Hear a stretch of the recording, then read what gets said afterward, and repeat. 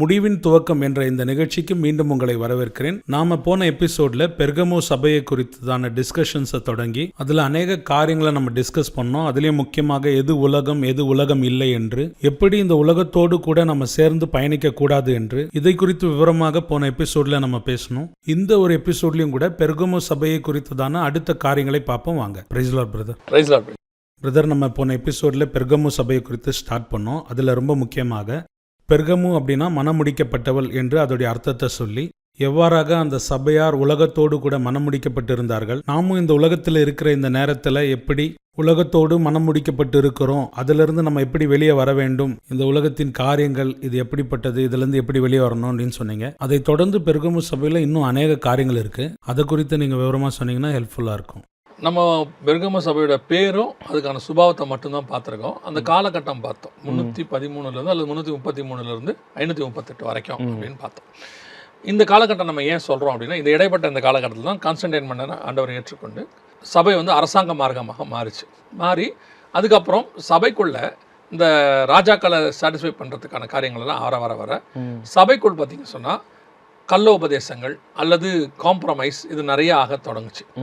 அங்கே ஆரம்பிச்சது 538 வரைக்கும் சபையும் கவர்மெண்ட்டும் அப்படியே பின்னி பிணைய ஆரம்பித்தாங்க. ஸோ சபை அரசாங்கத்தை மாற்றுறதுக்கு பதிலாக சபை அரசாங்கத்தோடு சேர்ந்துக்குச்சு. அதாவது நாம் அத்தனை பேரையும் கர்த்தர் சொன்ன அந்த வசனத்தின்படி வாழ வைக்கணும். கிறிஸ்தவம் என்பது மதம் அல்ல, அது வாழ்க்கை முறை, இந்த வாழ்க்கை நெறிமுறை. அது இப்படி வாழணும்னு சொல்றதுக்கு பேர் தான் கிறிஸ்துவோடைய உபதேசம்னு வச்சுக்கோங்களேன். நான் எப்பவுமே சொல்லுவேன், கிரைஸ்ட் ஒருத்தனையும் கிறிஸ்தவனா மாற்றவே வரல, அத்தனை பேரையும் பாவியா இருந்தவனை பரிசுத்தவானா மாற்றவர் வந்தார். அவ்வளோதான். இயேசு கிறிஸ்து கிறிஸ்தவ மதத்தை ஸ்தாபிக்கவே இல்லை. ஏன்னா இயேசு கிறிஸ்துவும் கூட அவருடைய முதல் பிரசங்கம் என்னன்னா, மனம் திரும்புங்கள், தேவனுடைய ராஜ்யம் சமீபமா இருக்குன்னு தான் சொன்னாங்க. அதான் அவருடைய மெசேஜ். இவங்க தான் தங்களை கிறிஸ்தவர்கள் பேர் அந்தியோகியால ஃபர்ஸ்ட் வச்சுக்கிட்டாங்கன்னு அப்போஸ்தலர் நடவடிக்கைகள் சொல்லுது. ஸோ நான் என்ன சொல்றேன்னா, கிரைஸ்டோடையதான விருப்பம் ஒருத்தன் கிறிஸ்தவனாகவும் ஒரு நாடு கிறிஸ்தவ நாடாக மாறணும் அப்படிலாம் கிடையாது. கிரைஸ்டோடைய நோக்கம் எல்லாரும் பரிசுத்தவான்களாய் மாறணும், எல்லாருக்கும் வியாதி இல்லாமல் இருக்கணும், எல்லாரும் விடுதலையாக இருக்கணும், சந்தோஷமாக இருக்கணும். இதுதான் கிரைஸ்டோடைய சமாதானமாக இருக்கணும். இவ்வளவே கிரைஸ்டினுடையதான உபதேசத்தினுடைய அடிப்படைன்னு பார்த்தோம். அப்போ இவங்க போய் என்ன பண்ணிருக்கணும், ராஜாவை மாற்றிருக்கணும் இல்லையா? ஆனால் என்ன ஆயிடுச்சுன்னா, ராஜா இவங்களை மாற்றிட்டாரு. இவங்க ராஜாக்கள் மாதிரி ஆக ஆரம்பிச்சிட்டாங்க. அதனுடைய விளைவு என்னன்னு சொன்னால், ராஜாவுக்கு ஏற்ற மாதிரி உபதேசங்கள் மாற ஆரம்பிச்சிச்சு. ராஜா தப்பு பண்ணும்போது இந்த உபதேசத்தை வச்சுட்டு, இல்லை ராஜா இந்த வசனத்தை படி தப்பாக இருக்குன்னு சொல்லாமல் ராஜாவுடைய தப்புக்கு ஏற்ற மாதிரி வசனத்தை மாடிஃபை பண்ணாங்க. அதில் ஒரு விஷயம் நான் சொல்கிறேன், இன்னை வரைக்கும் அந்த பிரச்சனை இருக்குது. அதுதான் இப்போ நீங்கள் பார்க்கக்கூடிய குழந்தை ஞானஸ்தானம். இந்த கான்ஸ்டன்டைன் மன்னனுடைய பையன் தான் ஃபர்ஸ்ட் 1.5 வயசு குழந்தை. அவர் தான் வியாதிப்பட்டு மறுக்கிற தருவாயில் இருந்தான் அந்த பையன். அப்போ மன்னருக்கு ஒரு சந்தேகம் வருது, இப்போ இந்த குழந்தை பரலோகத்துக்கு போகுமா? இப்போ நான் ஞானஸ்தானம் எடுத்துட்டேன், அவர் தண்ணியில் மூழ்கி ஞானஸ்தானம் எடுத்துட்டாரு. இப்போ இந்த பிள்ளைய வியாதியாக இருக்கு, ஆனால் தண்ணியில் முக்க முடியாது, ஆனால் சாகர நிலைமையில் இருக்கு. ஒருவேளை செத்துச்சுன்னா அது பரலோகம் போகுமா அப்படிங்கிறதான சந்தேகம் அவருக்கு வருது. வந்த உடனே சபையுடைய மூப்பர்களை, அதாவது சபை நடத்துறவங்களை கூப்பிட்டு கேட்குறாரு, இப்படி இருக்கே என்ன செய்யலாம்? அப்போ இவங்க எல்லாரும் என்ன செஞ்சிருக்கணும், கவலைப்படாதீங்க ராஜா, பிள்ளை உங்களுடையதான வித்து, நீங்க நீதிமான் ஆயிட்டீங்கன்னா உங்க சந்ததி பாதுகாக்கப்படும். கர்த்தராக இயேசு கிறிஸ்துவை விசுவாசி, அப்போது நீயும் உன் வீட்டாரும் ரட்சிக்கப்படுவீர்கள். ஆமா. நோவா தன் குடும்பத்தை ரட்சிக்கும்படி ஒரு பிழையை உண்டு பண்ணினான். நீங்க நீதிமானாக இருந்தீங்கன்னா உங்க பிள்ளை கண்டிப்பா வரலது போகும். அது நிதானித்து பாவம் செய்யற காலகட்டம் வரைக்கும். அதுக்கப்புறம் அது யோசிச்சு அதுவே பாவம் செய்யற இடம் வந்த பிறகுதான் அதுக்கான நீதி தனியா வரும். அது வரைக்கும் பிள்ளை யார் கண்ட்ரோல்ல இருக்குது, அப்பாவுடைய நீதிக்குள்ளதான் இருக்கு.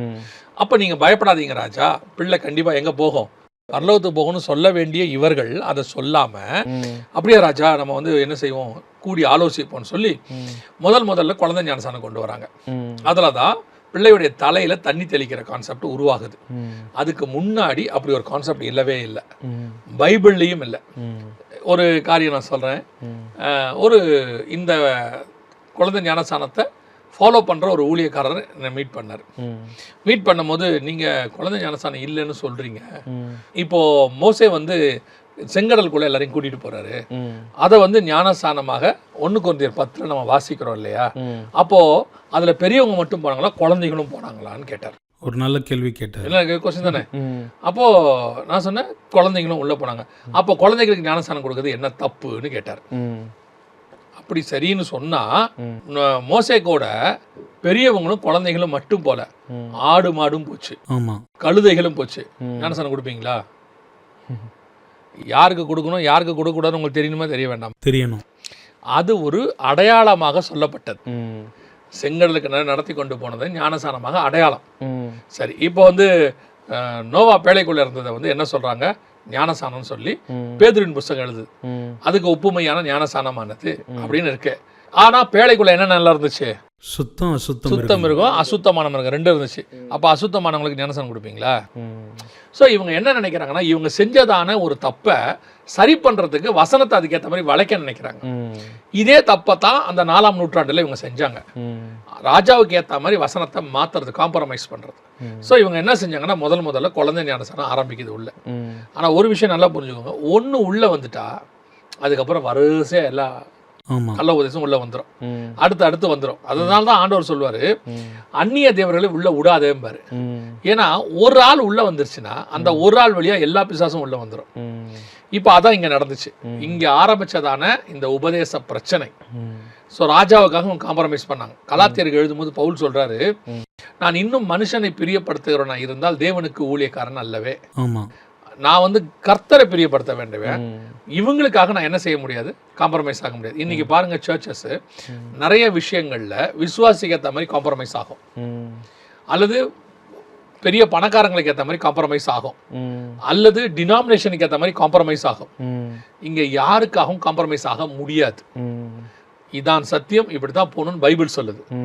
கர்த்தர் ஒருத்தர் இதை எழுதவும் மாற்றவும் வல்லமை உள்ளவர். அவர் மாற்ற மாட்டார், அவர் சொல்லியும் மாத்துகிற தேவன் அல்ல. அப்ப எழுதி கொடுத்து கையெழுத்து போட்டார். அப்ப இதை மாத்திர அதிகாரம் எனக்கு எப்படி வரும்? சோ இதுதான் நடந்துச்சு.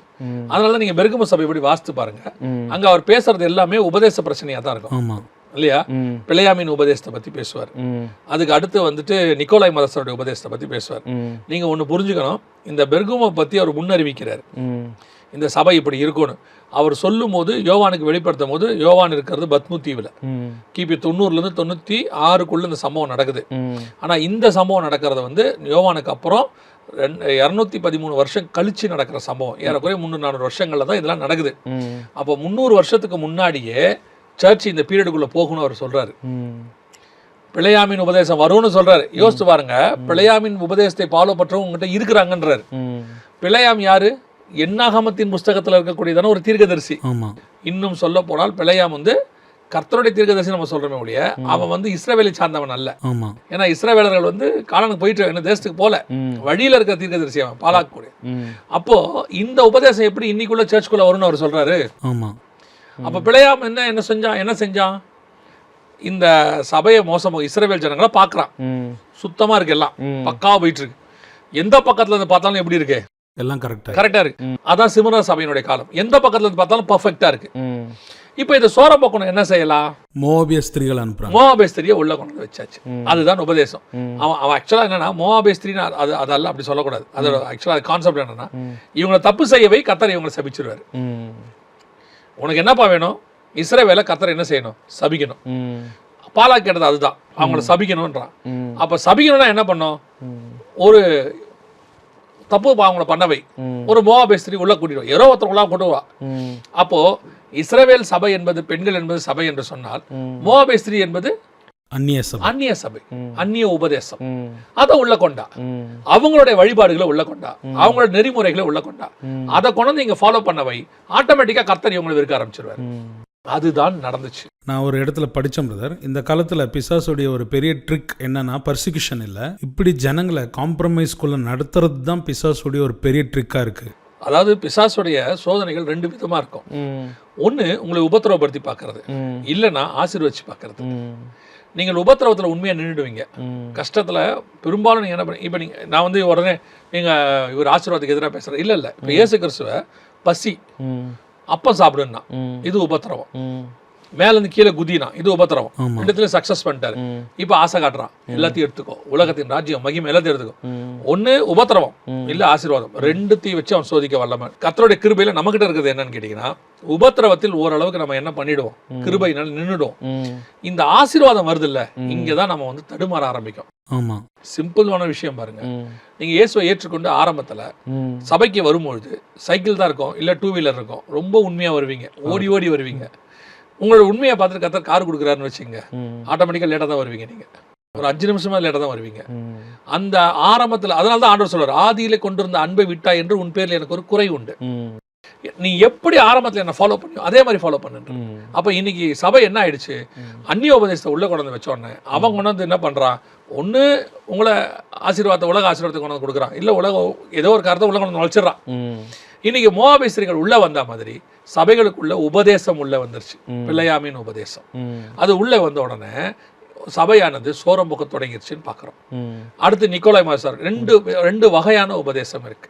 ஸோ இன்னைக்கு இதை பாக்குறவங்களா இருக்கட்டும், விசுவாசியா உட்காந்து பாக்குறோம், இதுல எங்களுக்கு என்ன சொல்றீங்க அப்படின்னா, ஒரு விஷயம் நல்லா புரிஞ்சுக்கணும். நீங்கள் விசுவாசியா இருக்கும் பொழுது, ஒரு 30-40 வருஷத்துக்கு முன்னாடி விசுவாசியா இருந்தா கள்ளோபதேசம் உங்க வீட்டுக்குள்ள வரணும்னா 2 வழி தான் இருந்துச்சு. ஒண்ணு, யாராவது 2 பேர் வருவாங்க வீட்டுக்கு, வந்து இயேசுவை பத்தி பேச விரும்புறோம்னு ஆரம்பிப்பாங்க. ஒரு கூட்டம் சொல்லும் இயேசுவே தேவன் கிடையாது, யெகோவா மட்டும்தான் தேவன் சொல்லும். இன்னொரு கூட்டம் சொல்லும் இயேசு மட்டும்தான் தேவன், பிதாவாகிய தேவன் ஒருத்தர் கிடையாது அப்படின்னு, கர்த்தர் ஒருவரே. பாத்தீங்களா, திருத்துவங்கிறது கான்செப்ட் கிடையாது. ஸோ இவங்க ஒன்று இவங்க இப்படி பிடிச்சிப்பாங்க, ஒன்று இல்லை அப்படி பிடிச்சிப்பாங்க. இந்த மாதிரி ஆட்கள் நிறைய பேர் இருப்பாங்க. இதை தவிர்த்து நிறைய கள்ளோபதேசம், ஆனால் வீட்டுக்கு 2 பேராக வருவாங்க, பேசுவாங்கன்னு வச்சுக்கோங்களேன். இது ஒரு காலகட்டம். இதை தவிர கள்ளோபதேசம் வரணும்னா சபைக்குள்ள யாராவது தெரியாமல் ஊழியக்காரங்களை ஏற்றிட்டா கள்ளோபதேசம் வரும். ஆனால் இப்போ அப்படி இல்லை. இன்னைக்கு கள்ளோபதேசம் உங்கள் கையில் இருக்கு, செல்போன் வழியா இருக்கு. நீங்க யூடியூபை சும்மா டாக்டர்னு போட்டீங்கன்னா உலகத்தில் இருக்கிற அத்தனை டாக்டரின் உங்ககிட்ட வந்துடும். இப்போ ஆப்பிரிக்கன் டாக்டரின், அமெரிக்கன் டாக்டரின், அண்டார்டிகா டாக்டரின், ஏஷியா டாக்டரின், ஈஸ்டர்ன் டாக்டரின், எல்லா டாக்டரினும் இருக்கு. இதுல எது சரி எது தப்புன்னே உங்களுக்கு முதல்ல புரியாது. இன்னும் சொல்ல போனா நிறைய விஷயங்கள் சரி மாதிரியே தெரியும் இல்லையா? இப்ப இயேசு கிறிஸ்து ஒரு வசனம் சொல்லியிருக்காரு. இப்போ இது ஒரு கள்ளோபதேசம் இப்போ போயிட்டு இருக்கு இங்க இந்தியாவில், அதனால சொல்றேன். இயேசு கிறிஸ்து ஒரு வசனம் சொல்லியிருக்காரு, என் மாம்சத்தை புசித்து என் பாத்திரத்தில் பானம் பண்ணுகிறவனுக்கு நித்திய ஜீவன் உண்டு, அவன் மரிப்பதில்லை, மரித்தாலும் படைப்பான் அப்படின்னு ஆண்டவர் சொல்றார். இவங்க அதை எப்படி எடுத்துக்கிறாங்கன்னா, கம்யூனியன் மட்டும் நீங்க எடுத்து சாப்பிட்டீங்கன்னா உலகத்துல உங்களுக்கு உயிரே போகாதுன்னு சொல்றாங்க. ஆமா, நிறைய பேர் அதை தான் சொல்றாங்க, உங்களுக்கு சாவே இல்லைன்றாங்க. சாவே கிடையாது. ஒரு இதுக்கு பின்னாடி இருக்கிற சாத்தானுடைய ஒரு சூழ்ச்சி நீங்க புரிஞ்சுக்கணும். ஏங்க சாவே இல்லைங்கிறது வந்து எப்படி சாத்தானுடைய சூழ்ச்சியா இருக்கும்? சாத்தான் கொல்லவும் அழிக்கவும் வருகிறார், இவரோ ஜீவனை உண்டாக்க வருகிறார். அதைத்தானே இவங்க சொல்றாங்க. அப்படின்னா இங்கதான் சாத்தானுடைய சூழ்ச்சி புரியணும். சாத்தான் என்ன சொல்றான்னா, அந்த இடத்துல நீ சாவதே இல்லை, பூமியில நீ நல்லா இருப்ப, 200 வருஷம் இருப்ப, 300 வருஷம் இருப்ப. ஆக்சுவலா நீங்க பூமியை வெறுத்து பரலோகத்துக்கு போக வேண்டிய ஆளு. இப்ப அவன் என்ன சொல்றானா, நீ பூமியில நல்லா இருப்ப, ஆசீர்வாதமா இருப்ப, 200 வருஷம் இருப்ப, 300 வருஷம் இருப்ப. பவுல் சொல்றாரு, இனி நான் அல்ல, கிறிஸ்துவே என்னில் வாழுகிறார். அதே பவுல் தான் சொல்றாரு, நான் தேகத்தை விட்டு பிரிந்து தேவனோடு கூட இருக்க ஆசைப்படுகிறேன், என்னை விட்டீங்கன்னா போவேன்னு சொல்றாரு. இயேசு தெளிவா சொல்றாரு. இவ்வளவு சொல்றாங்கல்ல, இயேசு அப்ப இருந்திருக்க வேண்டியதானே இங்க? அவர் தான் உயிர் எழுந்துட்டார்ல, இங்கே இருக்கலாம்ல, அப்புறம் ஏன் அவர் பரலோகத்துக்கு போறாரு? அவர் தெளிவா சொல்றாரு, நான் போவது உங்களுக்கு நலமாய் இருக்கும், நான் போய் தேற்றவாளனை அனுப்புவேன். சரி, அடுத்து இயேசு, நீங்க இங்க இருக்கீங்க, உங்க கூட வந்து நான் வாசம் பண்றேன்னு சொல்லல. அவர் சொன்னார், நான் எங்கே இருக்கிறேன்னு உங்களை அழுத்துக்கிட்டு போறேன். அப்போ நமக்கு நம்மளோட கான்செப்ட் எல்லாமே இனி வரும் பலன்மேல். இதை அப்படியே மாத்திட்டாங்க இன்னைக்கு. மாத்திட்டு பாசிட்டிவா பேசுற மாதிரியே பேசுறான். என்ன சொல்றான்? உனக்கு இயேசுவின் ரத்தத்தால கழுவப்பட்ட, உனக்கு நரகம் கிடையாது, உனக்கு வந்து எதுவுமே கிடையாது, நீ பூமியில இன்னும் எத்தனை வருஷம், எவ்வளவு வருஷம் நீ வாழ்ற ஆசைப்படுறியோ அவ்வளவு வருஷம் நீ இங்கே இருப்ப. அதாவது ஒரு வசனத்தை முன்னாடி விட்டுறது, பின்னாடி விட்டுறது, நடுவில் என்ன செய்யறது, பிக் பண்ணி எடுத்துக்கிறது. அதை எடுத்துக்கிட்டு அதுதான் சரின்னு சொல்லி பேசவும் செய்யறது. இப்போ அது கள்ள உபதேசம். ஓநாய்கள் வரும்னு ஆண்டவர் சொல்லிட்டார். பவுல் சொல்றாரு, நான் போகிறேன், மந்தையை தப்ப விடாத ஓநாய்கள் வரும். அதான் ஃபேக்ட், வரதான் செய்யும். தோட்டத்துக்குள்ள வந்த பாம்பு சாவர வரைக்கும் அது வந்துகிட்டு தான் இருக்கும். எப்ப சாகும்? 20ஆம் அதிகாரம் வெளிப்படுத்தின விசேஷத்துலதான் கர்த்தர் என்ன செய்யறாரு, அதை நரகத்துல தள்ளுறாருன்னு இருக்கு. அது வரைக்கும் அந்த பாம்பு என்ன செய்யும்? வந்துகிட்டு தான் இருக்கும். அதை ஒண்ணும் பண்ண முடியாது. வராதுன்னு சொல்லல ஆண்டவர், வரும். ஆனா அந்த பாம்பை திருப்பி திருப்பி இங்க தலையில என்ன பண்ணிட்டே இருக்கணும், அடிச்சுக்கிட்டே இருக்கணும். அவர் தலையை நசுக்கிட்டாரு. நீங்க ஒரு பாம்பை பார்த்துருப்பீங்க, சில காரியங்கள் நடந்திருக்கும். ஒரு பாம்பு பார்த்தீங்கன்னு சொன்னா அது வந்துட்டு தலையை மட்டும் நீங்க நசுக்கிட்டீங்கன்னா மற்றதெல்லாம் என்ன செய்யும், துடிச்சுக்கிட்டே இருக்கும். ஒரு நல்ல அதை பார்க்குற ஆள் என்ன பண்ணுவார், அடுத்து அது மேலே தூக்கி கல்லை போட்டு கொன்னுடுவார் தானே. ஒரு கூட்டம் என்ன செய்யும், அந்த துடிக்கிறத பார்த்து ரசிச்சுக்கிட்டு இருக்கும். ஒரு கூட்டம் என்ன செய்யும், இன்னும் உயிர் இருக்கடான்னு ஓடிடும். இன்னைக்கும் சர்ச் இந்த 3 வகையில் தான் இருக்கு. சர்ச் என்ன செய்யுது, ஒரு கூட்டம் பிசாசுக்கு பயந்து, ஐயோ பிசாசு எதுக்கு, நம்ம எதுக்கு. ஒருத்தர்லாம் சொன்னாரு, பிசாசை போய் நம்ம ஏன் துரத்தணும், அவன் உண்டு அவன் வேலை உண்டு இருக்கா, நம்ம வேலை உண்டுன்னு இருப்போம் அப்படின்னாரு. ஸோ இவங்கெல்லாம் அந்த பாம்பு துடிக்கிறத பார்த்து பயப்படுறவங்க.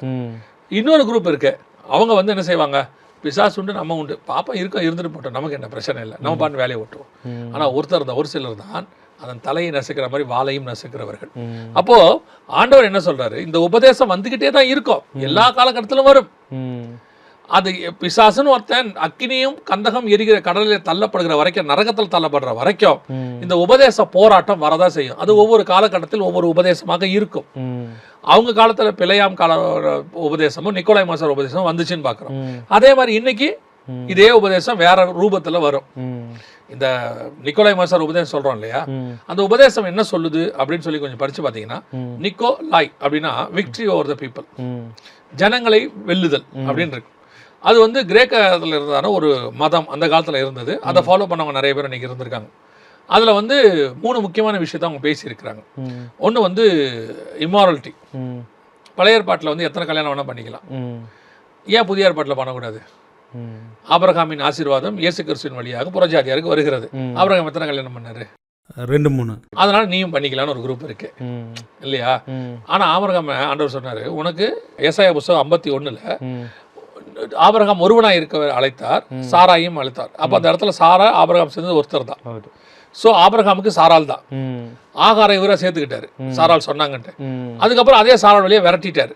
அப்போ இன்னைக்கு உள்ளவங்க ஆபிரகாம் சேர்த்துக்கிட்டாரு, நானும் சேர்த்துக்கிறேன்னா நீங்க கடைசி அதை விரட்டி விட்டுருவீங்களா? அப்புறம் இன்னொரு குரூப் இருக்கு, ஆபிரகாமுக்கு கேத்தூரால், அதையும் காசு கொடுத்துட்டு பரிசுகள் கொடுத்து கீழ் தேசத்துக்கு அனுப்பிடுவீங்களா? இன்னைக்கு ஒரு குரூப் இருக்கு, உட்காந்துக்கிட்டு வசனத்தை தனக்கு ஏற்ற மாதிரி திருப்பி கொள்றது. ஸோ இந்த நிக்கோலாய் மாஸ்டருடைய உபதேசம் இன்னைக்கும் இருக்கு. இம்மாரலிட்டி, எப்படி வேணாலும் வாழலாம், என்ன வேணாலும் செய்யலாம், ஆண்டவர் நம்ம பார்த்தெல்லாம் மன்னிச்சிட்டாரு. நீங்க ஒரு சிலர் சொல்றாங்க, நீ வந்து என்ன தப்பு பண்ணாலும் இயேசு வந்து உன்னை நரகத்தில் போட மாட்டாரு, ஏன்னா நீ அவர் பிள்ளையா இருக்க, எந்த தகப்பனாத பிள்ளைய போடுவானா? அப்படின்னா யூதாஸ் தான் ஃபர்ஸ்ட் போயிருக்கணும். ஆமா இல்லையா? ஸோ இது ஃபர்ஸ்ட். இன்னொன்று இம்மார்டாலிட்டி. இம்மார்டாலிட்டினா உனக்கு மரணமே கிடையாது. நிக்கோலாய் மாஸ்டருடைய உபதேசம் இது, இம்மார்டாலிட்டி இன்னைக்கு இருக்கு. இன்னைக்கு ஒரு குரூப் சொல்லிக்கிட்டு இருக்கு, உனக்கு மரணமே கிடையாது இல்லைன்னு சொல்லிட்டு இருக்கிறாங்க. மூணாவது வந்து ஜெனோசிட்டி அப்படின்னு சொல்லுவாங்க, ஞான போதனை அப்படிம்பாங்க. இது 3 கலந்தது தான். அதாவது பைபிளில் வந்து 2 ஞானம் இருக்கு, ஒன்று பரலோகத்தின் ஞானம், இன்னொன்று பூமிக்குரிய ஞானம். இப்போ ஆதாம் பழம் சாப்பிட்றதுக்கு முன்னாடி வரைக்கும் இருந்தது வந்து பரலோகத்தின் ஞானம். அவன் பழம் சாப்பிட்ட உடனே கண்கள் திறக்கப்பட்டது. இப்போ அவனுக்கு நன்மை தீமை என்னதென்று அறியத்தக்கதாக, அது உலகத்தின் ஞானம். இந்த உலகத்தின் ஞானத்தை அதிகமாக தியானிக்கிற ஒரு குரூப் இருக்கு. அவங்கெல்லாம் வந்து இப்போ வானத்தில் உள்ளதை ஞானிக்கிறவங்க விஞ்ஞானி, இசையை பயங்கரமாக ஆழத்துக்கு போகிறவங்க இசை ஞானி. அந்த மாதிரி உலகத்துல உள்ள காரியங்களை நீங்க தியானிச்சீங்க, பிலாசபர், தத்துவ ஞானி அப்படின்னு ஒரு குரூப் இருக்கு. அந்த இடத்துக்கு சர்ச் இப்போ போயிட்டு இருக்கு. சபையுடைய பார்வை எப்பவுமே என்னவா இருக்கணும்னா மேலே இருக்கணும். ஆனால் இன்னைக்கு என்ன ஆயிடுச்சு அப்படின்னா, சுற்றி நம்ம கீழே தான் பார்க்குறோம், பூமியை தான் பார்க்குறோம். கீழேயே காமிச்சு, கீழே உள்ள ஞானத்தை காமிச்சு இவங்களோட சண்டை போட வைப்பாங்க. உங்களுக்கு புரியுதா? அதாவது நீங்கள் வந்து அந்த வழியாக தாண்டி கிராஸ் பண்ணி அந்த பக்கம் போக வேண்டிய ஆள். பிசாசு என்ன பண்ணுவான்னா, அந்த வழியாக ஒரு ஆளை நிற்க வச்சு உங்களை சண்டை கூப்பிடுவான். நீங்கள் என்ன பண்ணணும், பயா அப்படின்ட்டு போயிட்டு இருந்துக்கணும்.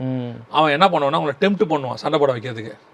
உங்களை உசுப்பேற்றுவான், உங்களை பற்றி கெட்ட வார்த்தை பேசுவான், உங்களை ரொம்ப திட்டுவான், உனக்கு அவமானம் இல்லையா, நீ ஆம்பளையான்னு கேட்பான், எல்லாமே செய்வான். அவனுடைய ஒரே மோட்டிவ் என்னன்னா, நீங்கள் அந்த பிரயாணத்தில் போகாமல் அவனை உங்கள் பக்கம் நிற்க வைக்கிறது. அவனை வந்து என்ன செஞ்சிருவான், தான் பக்கம் திருப்பி, அவனும் உங்களை ஒன்றும் பண்ண மாட்டான், நிற்க வச்சு பேசிகிட்டே இருப்பான், உங்களையும் சண்டை போட வைப்பான். சண்டை போட்டு உங்களுக்கு தெரியாது, நீங்கள் போக வேண்டிய டைமும் டிஸ்டன்ஸும் விட்டுட்டீங்க. நீங்கள் புரியுதா உங்களை? டிஸ்ட்ராக்ட், இதுதான் பிசாஸ் பண்ணுற ஒரே பெரிய சூழ்ச்சி. ஜீவ விஷயத்தை பார்க்காம டிஸ்ட்ராக்ட் பண்ணி இதை பார்க்க வச்சான். இவ்வளோதான் விஷயமே. இன்னைக்கு இந்த காரியத்தை தான் இருக்கு. இதுக்கு பேர் தான் உலக ஞானம். உலக ஞானம் இருக்கு. இப்போ நீங்க இருக்கீங்க, ஒரு சராசரி, உங்களுக்கும் குழந்தை இருக்கு, ஒரு சராசரி தகப்பனா நார்மலா சும்மா போய் கேட்டு பாருங்கள், உங்கள் பிள்ளையோட எதிர்காலம் நல்ல ஆசீர்வாதமாக இருக்கணும், என்ன வேணும் அப்படின்னு கேட்டார். 100க்கு 90 பேர் என்ன சொல்லுவாங்கன்னு நினைக்கிறீங்க? படிப்பும்பாங்க. ஆமாம். நான் சொல்கிறது ஸ்பிரிச்சுவல் பர்சன்ஸ் மட்டும். நல்லா என் பிள்ளைங்கள்லாம் நல்லா படித்து பெரிய பெரிய டாக்டர் இன்ஜினியர்லாம் ஆகணுன்றது தான் மைண்ட் செட். ஒரு 10% தான் அவனுக்கு கிரைஸ்ட் வேணும்னு சொல்லுவாங்க. உங்கள் பிள்ளைய நாளைக்கு இந்த உலகத்தில் ஆசீர்வாதமாக இருக்கிறதுக்கு என்ன வேணும் அப்படின்னா, உலகத்துலையா அப்போ படிப்பு தான். இப்படி எடுத்துக்கோங்க. படித்தவங்களில் எத்தனை பேர் ஆசீர்வாதமாக இருக்காங்க? ஆமாம். படித்தவனில் எத்தனை பேர் சந்தோஷமாக இருக்கான்? படித்தவன் தான் இஎம்ஐ வாங்கி இன்றைக்கி பயங்கரமாக கஷ்டப்பட்டுக்கிட்டு இருக்கான். ஆமாம். படித்தவங்களில் எத்தனை பேர் வியாதி இல்லாமல் இருக்கான்? படித்தவங்களில் எத்தனை பேர் குடிகாரனாக இல்லாமல் இருக்கான்? ஆனால் கிரைஸ்டுக்குள்ளே வந்தவனை பாருங்கள், அவன் குடிகாரனாக இருக்க மாட்டான். அவனுக்குள்ளே வந்துட்டு எந்த விதமான டிப்ரெஷன், ஸ்ட்ரெஸ்ஸு இதெல்லாம் இருக்காது. ஆண்டவர் எடுத்துருப்பார். அவன் சந்தோஷமாக இருப்பான். இப்போ உங்களுக்கு என்ன வேணும்? உலகத்தில் ஞானம் வேணுமா, இது வேணுமா? உங்களை படிக்க வேணாங்கிற இடத்துக்கு நான் வரல. நான் எனக்கு ஆண்டவர் சொல்லி கொடுத்தது எப்பவுமே இதுதான். என்னன்னா, எதா இருந்தாலும் ரெண்டாவது. படிப்பு, பணம், சம்பாத்தியம், ஆஸ்தி, குடும்பம், பிள்ளை, தாய், தகப்பன் எல்லாம் ரெண்டாவது. கிரைஸ்ட் தான் முதல்ல. இதை நான் சொல்லலை, கிரைஸ்டே சொல்றார். ஒருவன் என்னை பார்க்கிலும் தன் தாயையாவது தன் தகப்பனையாவது தன் பிள்ளைகளையாவது நேசிப்பானால் அவன் எனக்கு பாத்திரவான் அல்லன்ட்டார். இன்னைக்கு கிரைஸ்டை விட அதிகமாக ஜனங்கள் நேசிக்கிறது படிப்பை. அதுவும் பிள்ளைகளுக்கான படிப்பை, அவங்க படிப்பு இல்லை, பிள்ளைகளுக்கான படிப்பை. எப்படியாவது கஷ்டப்பட்டாவது. நிறைய நான் ஊழியக்காரங்களை பார்க்குறேன். அவங்க ஊழியத்தில் அவங்களுக்கு வரக்கூடியதான அந்த வருமானம் குறைவாக தான் இருக்குது.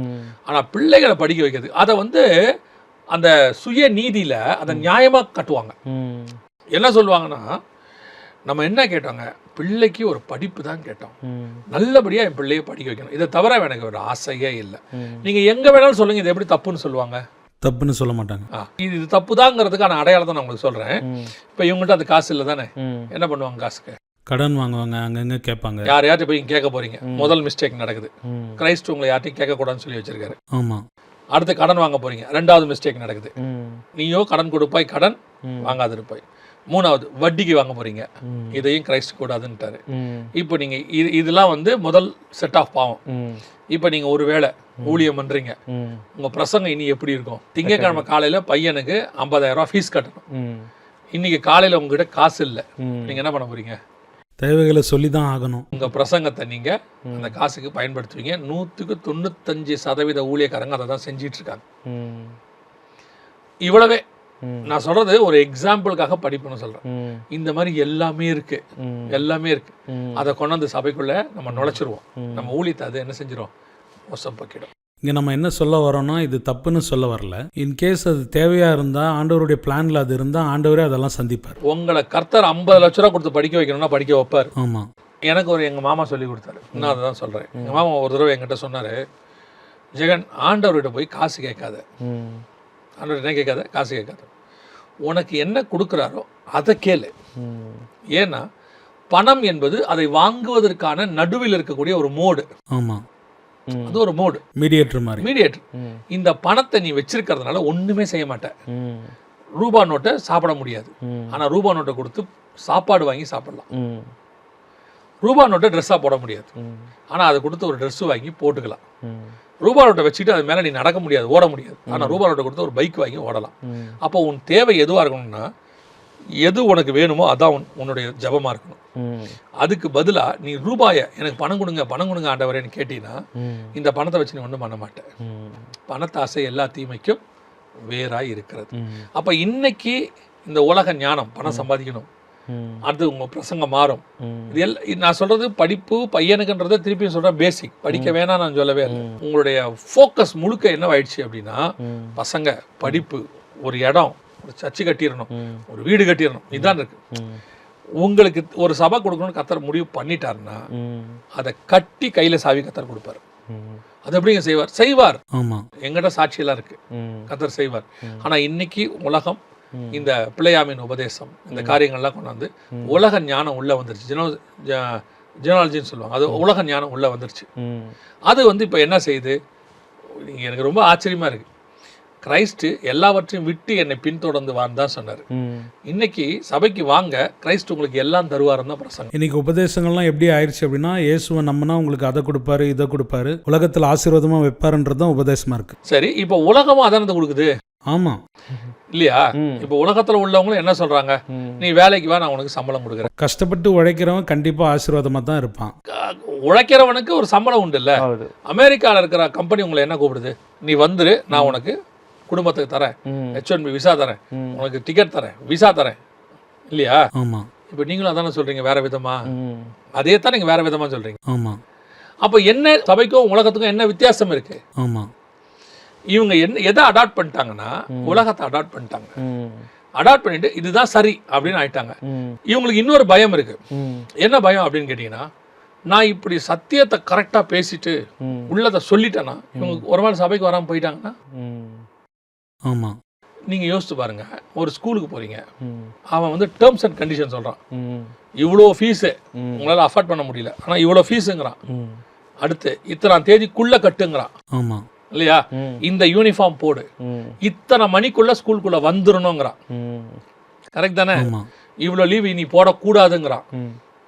இவ்வளோ கண்டிஷனை அவன் போடும்போது ஜனங்க போய் நிற்கிறாங்களா இல்லையா? நிற்கிறாங்க. அந்த அத்தனை கண்டிஷனுக்கு அவங்க ஒத்துக்கிறாங்களா இல்லையா? ஆமா. அப்போ ஏன் சபை சத்தியத்தை பேசக்கூடாது? ஏன் சபை சத்தியத்தை பேசக்கூடாது? ஆமா. இப்போ இவங்க சொல்லுவாங்க, அப்போ பேசின ஜனங்க போறாங்களே, நீங்கள் பயந்தது உங்களுக்கு நேரிட்டது. இயேசுநாதர் என்ன சொன்னாரு? சத்தியத்தை பேசினோடனே 6ஆம் அதிகாரத்தில் யோவான்ல இருக்கு, சத்தியத்தை பேசுறாரு. அவன் சொல்றான், இதெல்லாம் ரொம்ப கஷ்டமா இருக்கு, நிக்க மாட்டேன் போ. கூட 12 பேர் தான் நிக்கிறான். அவனை பார்த்து கேட்கிறாரு, நீ இருக்கியா போறியா? ஆமா. இப்போ இயேசுவுக்கு விசுவாசி குறைஞ்சிருக்கா ஏறி இருக்கா? குறைஞ்சிருக்கு. எவ்வளவு இருக்கு? 12. அன்னைக்கு 70 பேர் போனாங்க, 12 பேர் நின்னாங்க. அந்த 12 பேரை பார்த்து அவர் கேட்ட கேள்வி, இருக்கியா போறியா? இல்லையா? ஆமா. இன்னைக்கு இயேசுக்கு 12 விட குறைவா இருக்கா, 12 விட ஜாஸ்தி இருக்கா? 12 விட அதிகமா இருக்கு. க்ரோஸ் அண்ட் க்ரோஸ்ல இருக்கு. ஆமா. இவ்வளவே ஃபார்முலா. சபை உள்ளதை உள்ளதென்றும் இல்லதை இல்லதென்றும் சொல்லுங்க. இவ்வளோ நேரம் நம்ம பேசினதெல்லாம் இந்த கள்ள உபதேசத்தை குறித்து பேசணும். அதனால தான் ஆண்டவர் சொல்றாரு, எவன் ஜெயம் கொள்ளுகிறானோ அவனுக்கு மறைவான மன்னா கொடுக்கப்படும் சொல்றாரு. மறைவான மன்னாவை புசி கொடுப்பேன். நீ சத்தியத்தை நீ கரெக்டா ஃபாலோ பண்ணு, நான் உனக்கு இதை விட மேலான சத்தியத்தை கொடுக்குறேன். ஸோ இன்னைக்கு நம்ம கடைசியா சொல்லிட்டு முடிக்கிறோம். என்ன முடிக்கிறோம்னா, சபை இந்த காலத்தில் இந்த பெர்கமு மாதிரி தான் இருக்கு, உலகத்தோட மனம் முடிச்சிருக்கு. அது எதை குறிக்குதுன்னா, உலகத்தோடு கூட ஆசீர்வாதங்கள், உலகத்தினுடைய சத்தியங்கள், உலகத்தினுடையதான ஞானம், உலகத்தில் உள்ளதான மக்களுடையதான அடாப்ஷன் எல்லாம் உள்ள வந்துருக்கு. ஜஸ்ட் இதை ரிமூவ் பண்ணுங்க, க்ளீன் பண்ணுங்க. சத்தியத்தை சத்தியமா சொல்லுங்க, உள்ளதை உள்ளபடி சொல்லுங்க. அதுக்கு மிஞ்சினது கர்த்தர் பார்த்துக்கொள்வார். நீங்க உங்க சபை குறுகாது, பெருகும். அவ்வளோதான். ரொம்ப சந்தோஷம் பிரதர். இந்த ஒரு எபிசோட்ல ரொம்ப அழகாக பெர்கமு சபையை குறித்து ரொம்ப விவரமாக சொல்லி கொடுத்தீங்க. நீங்க வந்ததுக்காக நன்றி.